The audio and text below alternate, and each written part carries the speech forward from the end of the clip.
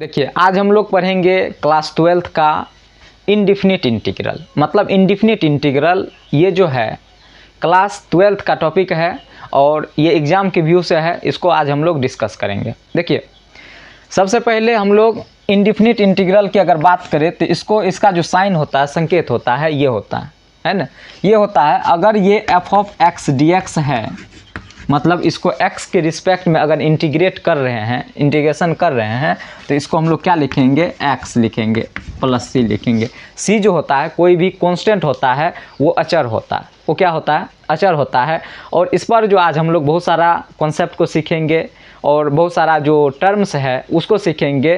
तो लिखेंगे हम लोग, जैसे देखिए अगर आप इंटीग्रेशन की बात कर रहे हैं तो इंटीग्रेशन अगर 2x dx का अगर करेंगे तो इसमें क्या है, ये कांस्टेंट वाला भाग है। कौन है कांस्टेंट, 2 है। अगर ये कांस्टेंट है तो कांस्टेंट को सबसे पहले हम लोग अलग कर लेंगे, अलग करेंगे यानी कि इसको हम लोग लिखेंगे, इसको x के रिस्पेक्ट में डिफरेंशिएट कर रहे हैं यानी कि 2 को बाहर करेंगे और x इंटू डी एक्स है।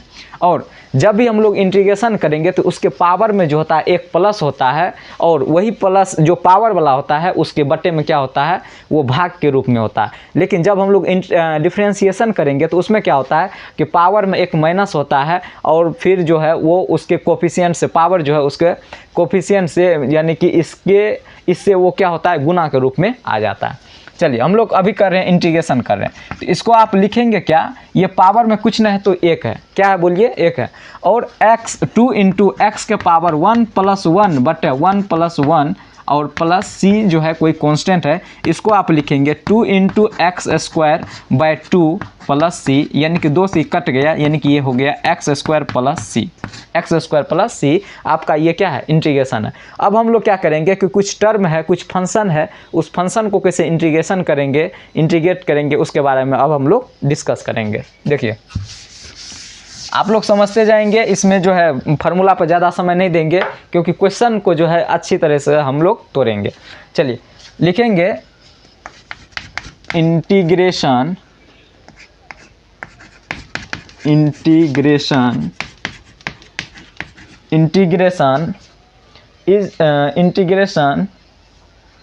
ऑफ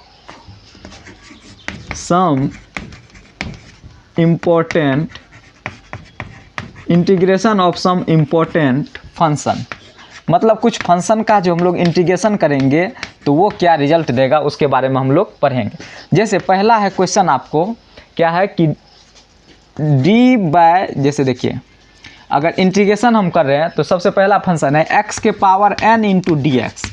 तो अब एक चीज़ आप बताइए कि x का पावर n है तो क्या बताए कि आप इंटीग्रेशन करेंगे तो पावर में एक प्लस करना है और फिर वही पावर वाला जो है उससे डिवाइड करना है। यानी कि कहने का ये तात्पर्य है कि x का पावर n प्लस 1 बटे n प्लस 1, आप प्लस कोई कांस्टेंट रखेंगे तो c हो जाएगा, यानी कि ये हो गया। और आपको पता है कि अगर किसी भी कांस्टेंट का जो डिफरेंशिएशन होता है वो क्या होता है, वो 0 होता है ना। तो ये c जो है इंटीग्रेशन में लिमिटिंग वैल्यू कोई अचर अपना स्वेच्छा से रख दिए।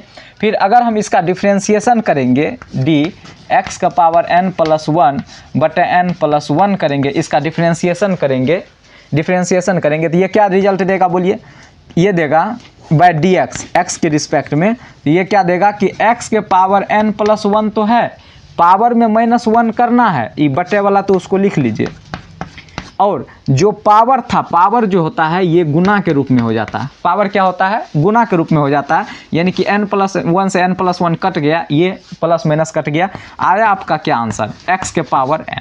क्या आया, x के पावर n। यानी कि इंटीग्रेशन किए थे x के पावर n dx का, तो ये आया था। फिर उसका इंटीग्रेशन वाला जो इंटीग्रेटेड पार्ट है उसको जब डिफरेंशिएशन किए तो फिर क्या आया, ये इंटीग्रेशन जिसका किए थे वो आ गया। अब हम लोग फिर एक अलग पहले इसको लिख लीजिए। फिर देखिए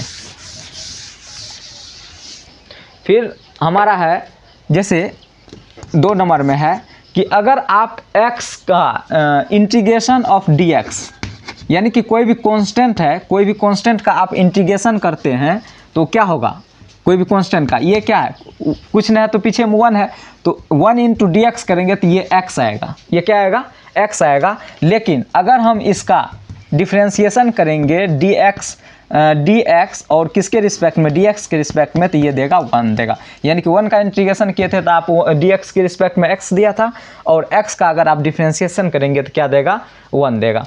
फिर है तीसरा नंबर है कि डिफ्रेंशिएशन करना, इंटीग्रेशन करना है 1/x dx का, तो ये जो रिजल्ट देगा आपको ये देगा log mod x देगा।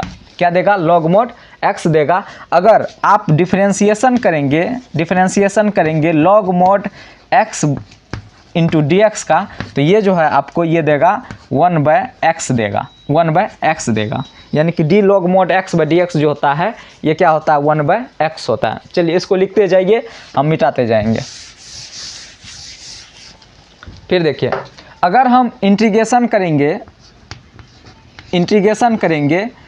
cos x, इंटीग्रेशन करेंगे cos x into D X का, इंटीग्रेशन किसका करेंगे, cos x into D X का, तो ये जो देगा माइनस साइन x देगा। क्या देगा, माइनस साइन x देगा। किसका, इंटीग्रेशन cos x dx का, ये दिया माइनस साइन x। अगर डिफ्रेंशिएशन आप करेंगे किसका, sine x by D X का, तो ये क्या देगा आपको, बोलिए, cos x देगा। फिर उसी तरह से अगला जो है 5 नंबर में, इंटीग्रेशन आप कीजिएगा किसका, साइन x का, इंटीग्रेशन किसका कीजिएगा, साइन x dx का, तो ये जो है इंटीग्रेशन साइन x dx का जो कीजिएगा तो ये देगा माइनस cos x। क्या देगा, बोलिए, इंटीग्रेशन साइन x dx का होगा माइनस cos x। अगर डिफ्रेंशिएशन कीजिएगा आप, डिफ्रेंशिएशन कीजिएगा cos x बाय dx का, तो ये जो है देगा माइनस साइन x देगा।